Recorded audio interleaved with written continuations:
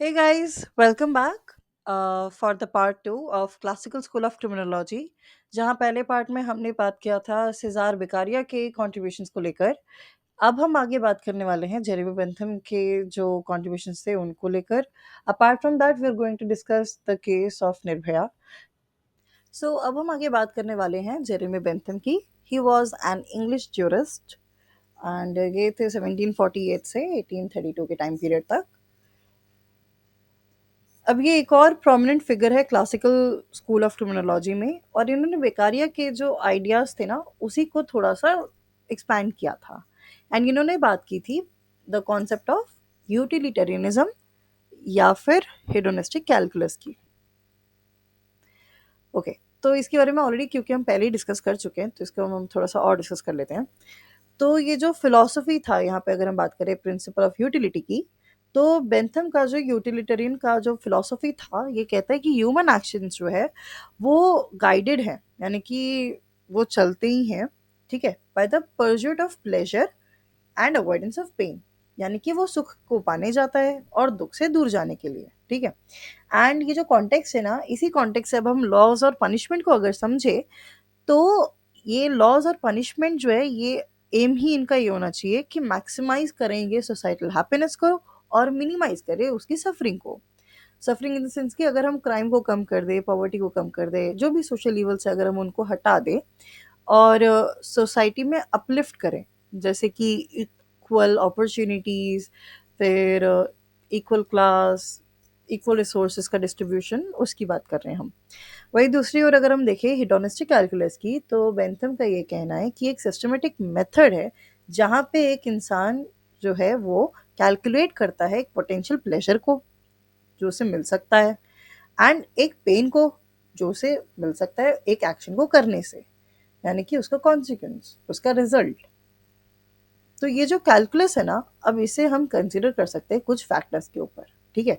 वो फैक्टर्स कैसे हो सकते हैं? इंटेंसिटी, यानी कि जो भी एक्शन वो इंसान करने वाला है उसका इंटेंसिटी, यानी कि कॉन्सिक्वेंस जो है उसका जो रिजल्ट है वो इंटेंसिटी कैसी होगी, कितनी होगी, अच्छी होगी, बुरी होगी, और उसके बाद में उसका ड्यूरेशन क्या है, कितने टाइम के लिए होगी। अब वो पनिशमेंट ही हो या फिर उससे मिलने वाला फ़ायदा हो उस एक्शन को करने का। सर्टेनिटी, क्या सच में मुझे इससे फ़ायदा होगा, ये पक्का है, गारंटीड है, और अगर मैं पकड़ा गया तो क्या सच में मुझे जेल जाना पड़ेगा, क्या ये भी गारंटीड है। एक्सटेंट, क्या ये सभी को इक्वली मिलेगा या फिर सिर्फ मेरे साथ ही हो रहा है, या फिर मुझे कुछ मिलेगा या नहीं मिलेगा, बाकी सबको मिलेगा, उसकी बात करें हम। पनिशमेंट इसलिए जो है इसे देखा जाए तो लाया गया है according to Bentham as per deterrence. Deterrence यानी कि लोगों में डर पैदा करने के लिए, कि लोग जो हैं वो कोई भी क्राइम कमिट करने से पहले ये देख ले कि डर जो है, यानी कि सज़ा जो है वो है, और उससे वो डरें, जिसकी वजह से वो उस प्लेजर के पीछे ना भागे और उस कॉन्सिक्वेंसेस के चलते, यानी कि उस नेगेटिव कॉन्सिक्वेंस के चलते वो उस एक्शन को करने से, उस क्राइम को करने से दूर हो जाए, पीछे हट जाए। ना मूविंग फॉरवर्ड, यहाँ पे आगे हम बात करते हैं पेनॉप्टिकन मॉडल की। जैसे कि अगर हम एक एग्जांपल इमेजिन करते हैं, सपोज करते हैं एक प्रिजन है जहाँ पे सेंटर में एक गार्ड खड़ा है, एंड वो ऐसी जगह पे खड़ा है कि जहाँ से उसे 360 पूरा प्रिजन के जितने भी ऑफेंडर्स हैं वो सारे उसे दिखते हैं, और उन ऑफेंडर्स को नहीं पता कि वो उन्हें देख सकता है, लेकिन उसे पता है कि वो सबको देख रहा है, ठीक है। तो वो अपने हिसाब से एक्ट कर रहे हैं, अपनी मन मर्जी चला रहे हैं, शायद एक दूसरे को गालियां दे रहे हैं, धमकियां दे रहे हैं, भागने की कोशिश कर रहे हैं, जो भी उनकी मर्जी है, इल मैनर्ड वे से बिहेव कर रहे हैं। लेकिन जैसे ही उन सबको ये पता चल जाएगा कि कोई हमें देख रहा है, ऑटोमेटिकली वो इस चीज़ को बदल देंगे, वो इन खराब हरकतों को नहीं करेंगे, वो सभ्य बिहेव करना स्टार्ट कर देंगे। दैट मीन्स कि वो ठीक से एक्ट करना स्टार्ट करेंगे, वेल मैनर्ड बिहेवियर वो दिखाएंगे। क्यों? क्योंकि उन्हें जल्दी से जल्दी इस पनिशमेंट को ख़त्म करना है और यहाँ से बाहर जाना है, उन्हें रिहा होना है। अब इसी सेम चीज़ को, इसी सेम लॉजिक को अगर हम सोसाइटी में अप्लाई करें, तो मॉडर्न डे जो सीसीटीवी सर्विलेंस का जो कॉन्सेप्ट है, जैसे कि हर रास्ते पे अगर कुछ दूरी पर सीसीटीवीज लगे हुए हैं, और अगर कोई ट्रैफिक सिग्नल मतलब जंप करने का सोच रहा है, तोड़ने का सोच रहा है, तो उसे पता है कि मैं दिख जाऊँगा, अगर मैं दिख जाऊँगा, मैं पकड़ा जाऊँगा तो मुझे फाइन लगेगा, क्या पता फिर मेरा लाइसेंस ही चला जाए। तो यही सोच के वो करेगा ही नहीं। क्यों? क्योंकि उसको पता है कोई उसे देख रहा है। अगर हमें पता है कि कोई हमें देख रहा है तो हम वो एक्शंस नहीं करेंगे जो कि सोसाइटल वेज में अप्रूव्ड नहीं होंगे, लीगल वेज में अप्रूव नहीं होंगे। वही हम बात करते हैं रिफॉर्म ओरिएंटेड अप्रोच की, तो बेंथम का ये कहना है कि लीगल सिस्टम में, प्रिजन्स में एंड क्रिमिनल जस्टिस प्रैक्टिस में रिफॉर्म्स की बहुत ज़रूरत है, चेंजेस की बहुत ज़रूरत है। एंड ये चेंज सही के लिए होना चाहिए, लोगों के हित के लिए होना चाहिए।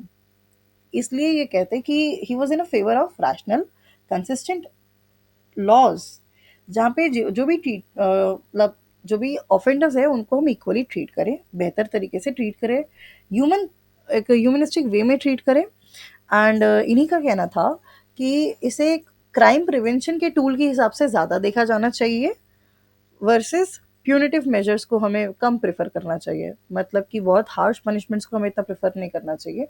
हमें ऐसी पनिशमेंट्स के बारे में सोचना चाहिए, फोकस करना चाहिए जो किसी इंसान को दी जाए तो उसके बाद में उसके नेचर में सुधार हो एंड वो सोसाइटी में रीइंटीग्रेट हो सके, सोसाइटी में वापस आ सके, सोसाइटी इसको इजीली एक्सेप्ट कर ले।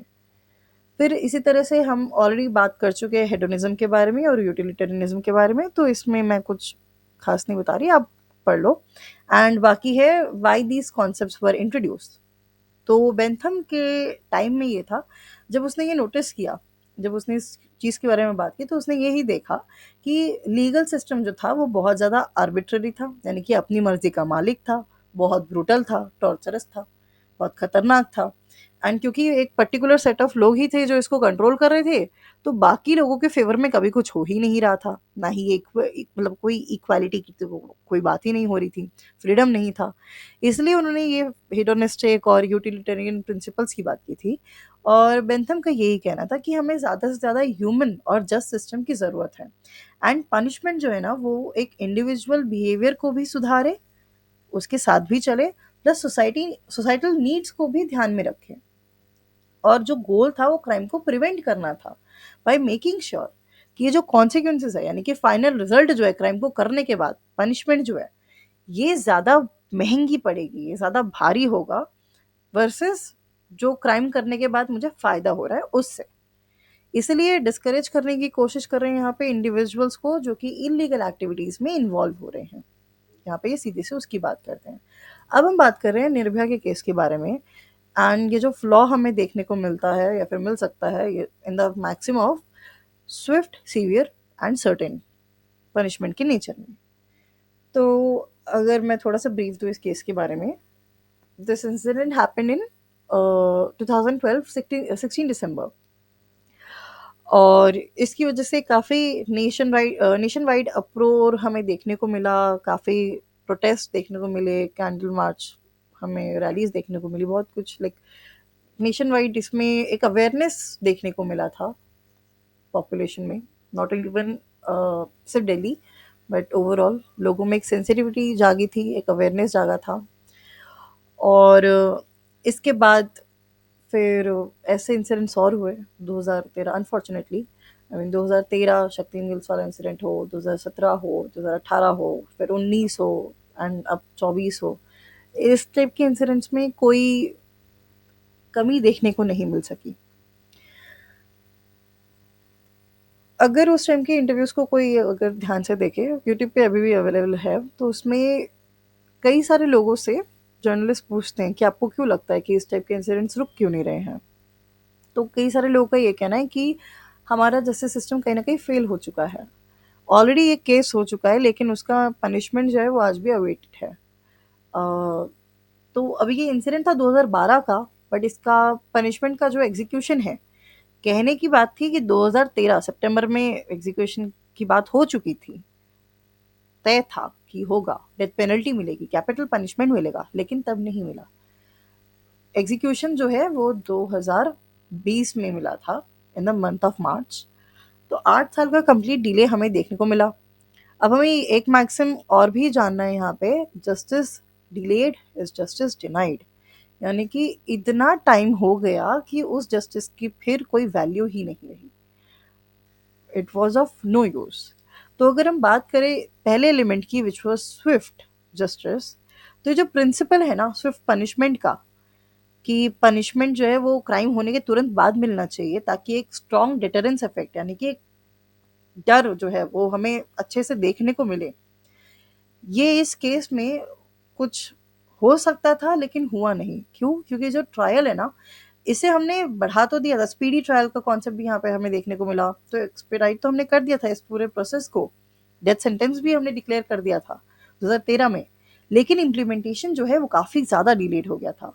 और जो कॉन्विक्ट्स जो थे ये भी काफ़ी सारे लीगल ऑप्शंस इन्होंने देखे, मर्सी पिटीशन देखा, सब कुछ ट्राई किया पूरे 7 साल में, लेकिन अल्टीमेटली फिर जस्टिस मिला पर 8 साल बाद। It was a very long period of time, जिसकी वजह से लोगों में ना कहीं ये इम्पैक्ट जो था ना वो काफ़ी वीकेंड देखने को मिला, काफ़ी कमज़ोर देखने को मिला। और सिर्फ जस्टिस तो कहीं देखने को मिला ही नहीं, प्लस ये जो एक अ, बदले की भी भावना थी ना, ये भी कहीं ना कहीं ख़त्म हो गई, डाइल्यूशन हो गया इस चीज़ का भी। Coming next to the element which is severity जो है पनिशमेंट की, कि सिवियर हो। हमारे देश में डेथ पेनल्टी को एक काफ़ी हार्शेस्ट पेनल्टी कंसिडर किया जाता है। इसलिए एक तो ये बहुत ही rarest of the rarest case में मिलती है, हर केस में नहीं मिलती, रेयरेस्ट केस में मिलती है, क्योंकि इसे हम काफ़ी सीवियर कंसिडर करते हैं हमारे देश में, हमारे कानून में। तो सीवियर एस्पेक्ट के हिसाब से कॉन्विक्ट्स जो है इनको डेथ पेनल्टी तो मिल गई, हार्शेस्ट पेनल्टी मिल गई जो कि इंडियन लॉ के हिसाब से अवेलेबल थी। पब्लिक लीगल सिस्टम ने अग्री किया कि हाँ ये जो क्राइम है, क्योंकि बहुत सीवियर था तो पनिशमेंट भी सीवियर ही होनी चाहिए, लेकिन फिर वही डिटरेंस का जो इफेक्ट था वो देखने को नहीं मिला, इट गॉट मिनिमाइज्ड। सिवियरिटी जो थी वो कॉम्प्रोमाइज हो गई। क्यों? क्योंकि डिले इन एग्जीक्यूशन देखने को मिला, reducing the psychological impact that severe punishment is intended to create, क्योंकि वो जो पनिशमेंट का एक्चुअल इंटेंशन था वो कहीं ना कहीं खो गया, इट गॉट लॉस्ट। फिर है सर्टेनिटी ऑफ द पनिशमेंट, कि पता है पनिशमेंट है, लेकिन क्या सच में उसका खौफ है लोगों के मन में, वो हमें देखने को नहीं मिला। सर्टेनिटी का जो प्रिंसिपल है वो ये कहता है कि ऑफेंडर्स को इस बात का पूरा यकीन होना चाहिए, उन्हें एटलीस्ट ये समझ में आना चाहिए कि उन्होंने जो क्राइम किया है, उन्होंने जो एक्ट किया है, इसका उन्हें काफ़ी आई मीन इसके उन्हें काफ़ी भारी कॉन्सिक्वेंस फेस करना पड़ेगा, काफ़ी ब्रूटल एक पनिशमेंट वो डिज़र्व करते हैं, एटलीस्ट कुछ तो वो माने, कुछ उन्हें समझ में आए कि जो उन्होंने किया है वो बहुत ही गलत है और इसकी एक भारी कीमत उन्हें चुकानी पड़ेगी। लेकिन ये चीज़ भी कहीं ना कहीं खो गई, it got lost once again, क्योंकि ये जो इवेंचुअली जो एग्जीक्यूशन हुआ था ना, ये हुआ था 2020 में, एक काफ़ी लेंदी लीगल प्रोसेस के टाइम, एंड मल्टीपल अपील्स हुई थी उनके बिहाफ पर, काफ़ी पिटिशंस भी चली थी, जिसकी वजह से कहीं ना एक लेवल ऑफ अनसर्टेनिटी देखने को मिला। एंड इसी अनसर्टेनिटी की वजह से ना पब्लिक का जो कॉन्फिडेंस है वो इस सिस्टम से खो गया, और इसीलिए लोगों में काफ़ी ज़्यादा एक लेवल ऑफ डिसरिगार्ड, एक हेट्रेड, कहीं ना कहीं एक रिजेंटमेंट देखने को मिला towards the justice system as well, जिसकी वजह से एक मिक्स सिग्नल पहुंचा, एक मिक्स मैसेज गया लोगों में कि क्या सच में जस्टिस मिलना इतना आसान है। सो कंक्लूजन पे अगर हम देखें तो निर्भया का जो केस है ये हाईलाइट करता है कि फ्लॉज हैं एप्लीकेशन में, ये जो मैक्सिम है ना पूरा स्विफ्ट, सीवियर और सर्टेन का, ये काफ़ी ज़्यादा एक फ्लॉड सिस्टम पर बेस्ड है, एंड इसकी एप्लीकेबिलिटी जो है वो खुद ही इस वक्त अनसर्टेन है। While the severity of the punishment was appropriate, punishment फिर भी कहीं ना कहीं चलो अगर हम जस्टिफाइड मान भी लेते हैं, लेकिन इतने डिलेस की वजह से वो जस्टिफिकेशन भी कहीं ना कहीं खो गया, वो भी हार मान गया। एंड ये जो डिटरेंस था, ये जो डर था जिसका हमें एक्चुअली इफेक्ट चाहिए था, वो इफेक्ट भी कहीं ना कहीं काम ही नहीं आया, उसे काम करने का मौका ही नहीं मिला। एंड इसीलिए ये जो केस है ना, ये दिखाता है कि हमारे सिस्टम में रिफॉर्म्स की कितनी ज़्यादा ज़रूरत है। So thank you for watching this video so far, और अगर ये कंटेंट अच्छा लगा हो तो please like, share and subscribe, and I'll be back with more of the theories or many more on this channel. Thank you so much and stay safe.